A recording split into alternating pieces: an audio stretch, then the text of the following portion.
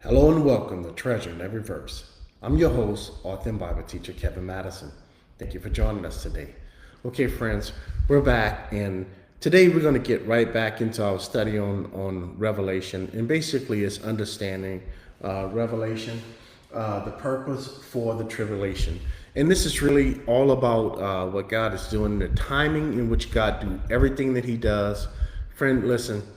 All this stuff is planned out. God haven't left out one single detail. You can't find it in the Bible that He left out anything because He didn't. And what He does is perfect, and it is an absolute plan. It is running according to His will. But there's a couple of things I want to show you tonight. And basically, I want to the whole purpose behind what God is doing in the revelation. I know people really have a problem when they hear people saying, hey, look, the tribulation, not all of Revelation, the tribulation, it's all about Israel. What part doesn't involve Israel? Well, essentially chapters 1, 2, 3, 4, and 5. 6 starts with Israel, goes all the way through 19.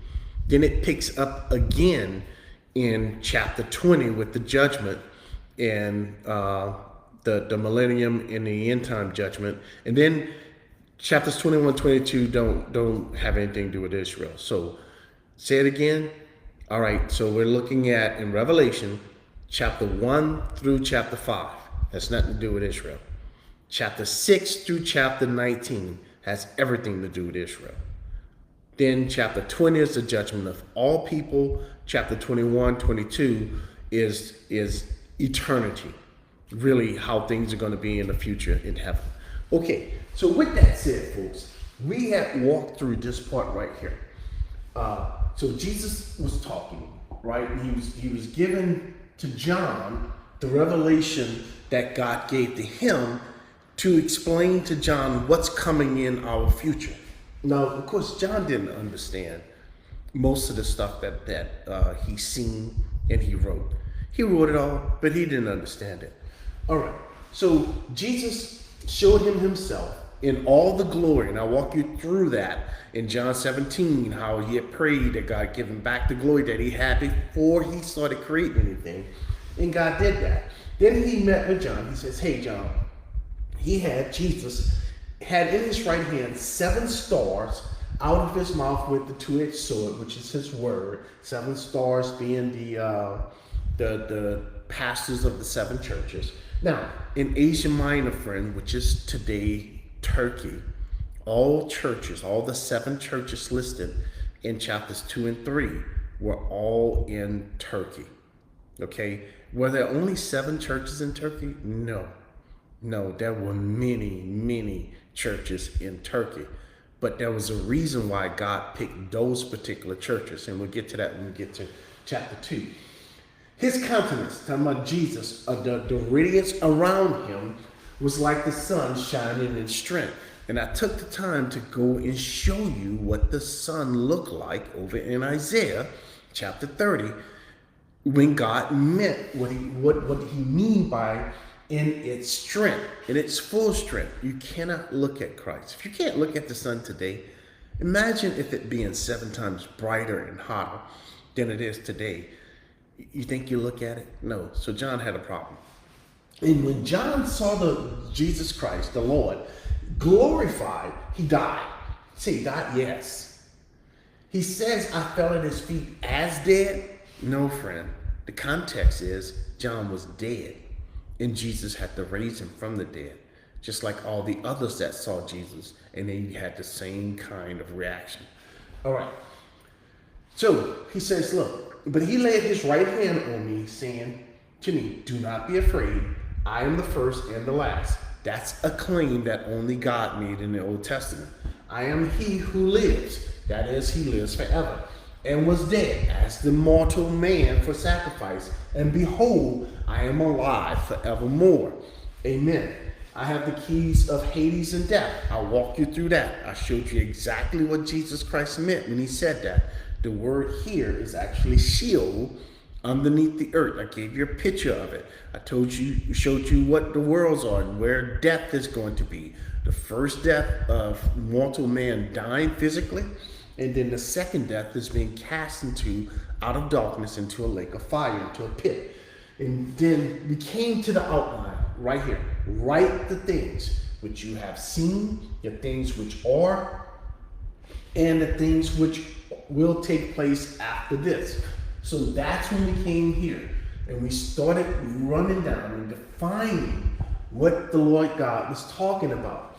So we took this from right here and we walked all the way through it. It took us some time to get through it, but look, this is good. This is what we're going to do. This is going to take a little time, folks, because we're going to go in details and getting this stuff straight. So we found out what that is, and Christ was glorified. Now, before we get to the church, I want to do something. I want to set the context for why the book of Revelation has so much to do with Israel. I had already showed you the prophecies over in Daniel, all right? And then I went to Jeremiah. Then I went to Ezekiel. I went to a bunch of places to show you guys in Matthew, Mark, and Luke the prophecies that's given concerning Israel. So let me point out a couple of other things, the way God established it in the book, so you can clearly see what's going on with Israel. Listen, folks, you got a problem with Israel. Let me just be as frank as I can be with you. That's demonic. Am I demon possessed because I don't like Israel? No, that's not what I'm saying. This doesn't do with demon possession. God has a plan that requires that Israel, the nation, and the Jews live. The enemy, the devil, and the demons are trying to stop that plan. In order to stop that plan, what do they have to do? They have to kill all the Jews. And if God allowed them to kill all the Jews and hate the Jews, and by hating the Jews, what do? They promote the hate so that people can act out their ambition in getting rid of the Jews. God says no. But because of Israel's rebellion, that's why all the hatred. And you've seen in Revelation 13, that is the dragon that's stirring up all the hatred. He spews out of his mouth the influence of humans to try to kill all the Jews. All right. Now, why did God go around choosing the Jews? Why didn't he choose someone else? That's the question. Let God tell you why he did what he did.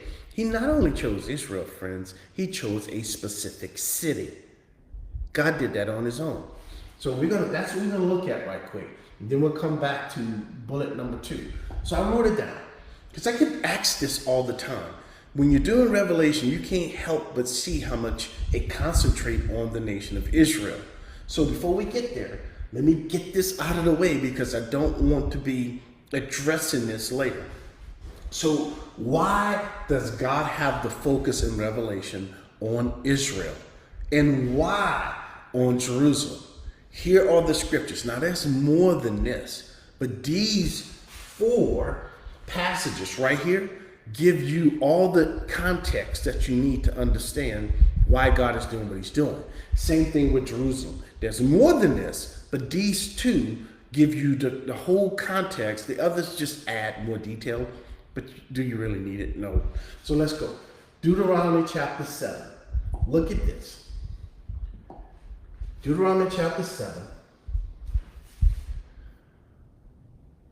And we're going to see in these 4 passages why God chose Israel. And he explains this in detail, friends.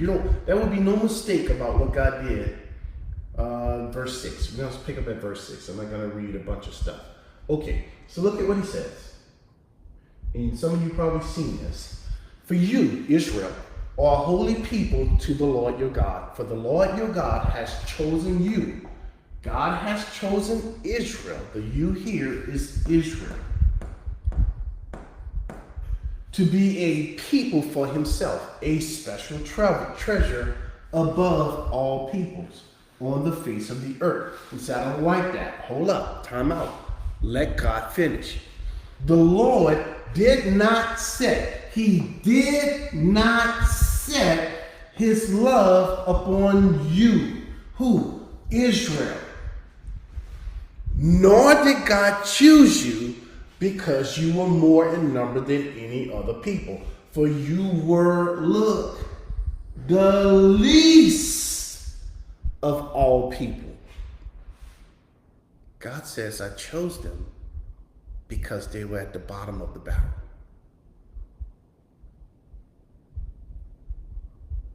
God did that.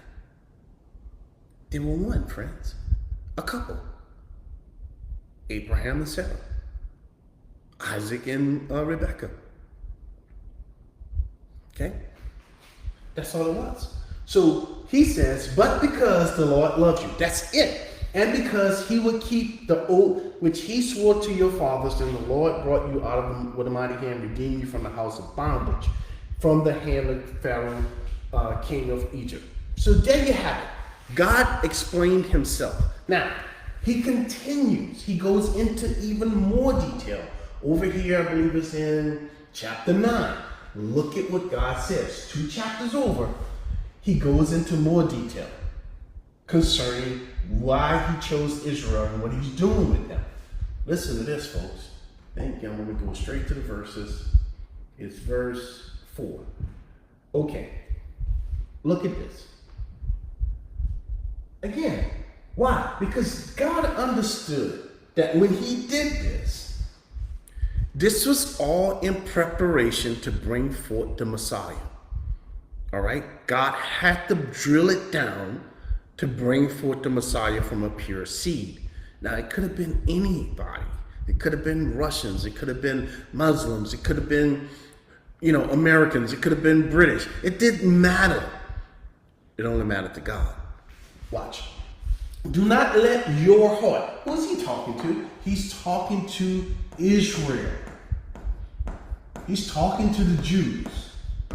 Do not think in your heart after the Lord your God has cast them out before you. Talking about the people, the Canaanites. God was going to cast out the Canaanites. Listen to why God did that. Did he do it because the Jews were good people? Listen to God, please. Don't think in your heart that after the Lord has cast them, the Canaanites,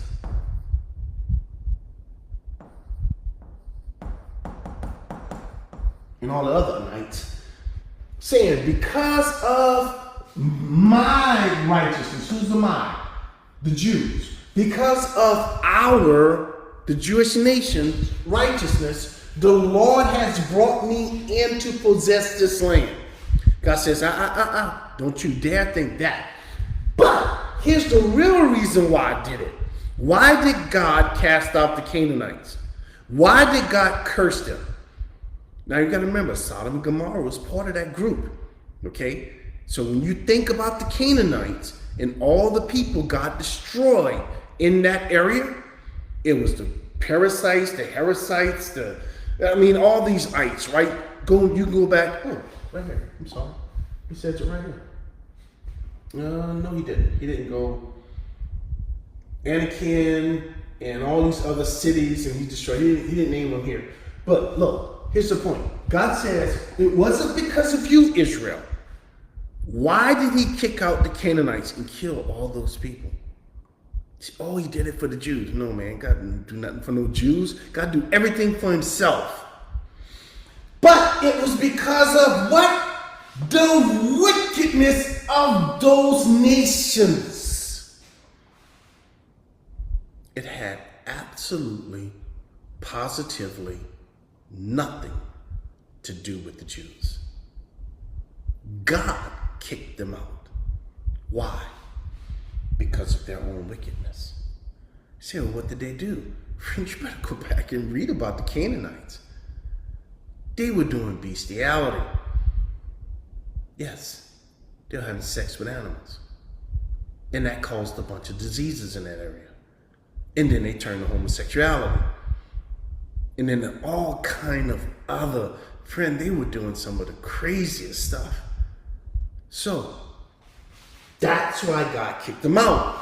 He didn't kick them out because he wanted a place to put the Jews. No, friend, he was going to kick them out whether he was going to put the Jews there or not.